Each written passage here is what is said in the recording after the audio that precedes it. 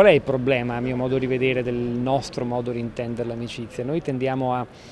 privatizzarla, a considerarla un sentimento che ci unisce in uno spazio ben delimitato della nostra vita con alcune persone, quelle con cui condividiamo i desideri più intimi, i momenti più preziosi della nostra esistenza, separandola però dal nostro ruolo pubblico, dal nostro impegno professionale, dal nostro essere cittadini dentro una comunità ben più grande della cerchia di amici. Cioè ci teniamo molto all'amicizia, ma la teniamo, come dire, in una sorta di giardino segreto dell'esistenza, come in una riserva di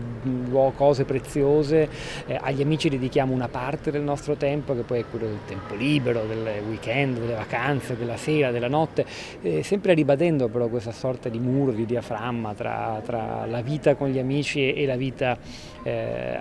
pubblica o comunque al di fuori di quella ristretta cerchia.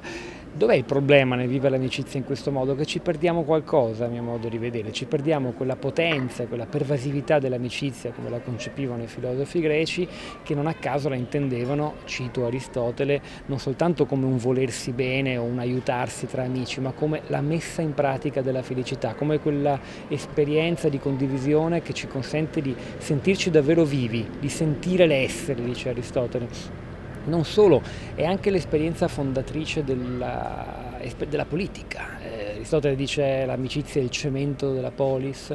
cercando di accostare in maniera anche diretta alcune scene, per esempio dei dialoghi di Platone, dei testi di Aristotele, o più vicino a noi dei saggi di Montaigne, a frammenti invece della nostra vita quotidiana, segnata da un individualismo molto forte, esacerbato, e io credo da una mancanza di vera amicizia, così come i greci la intendevano.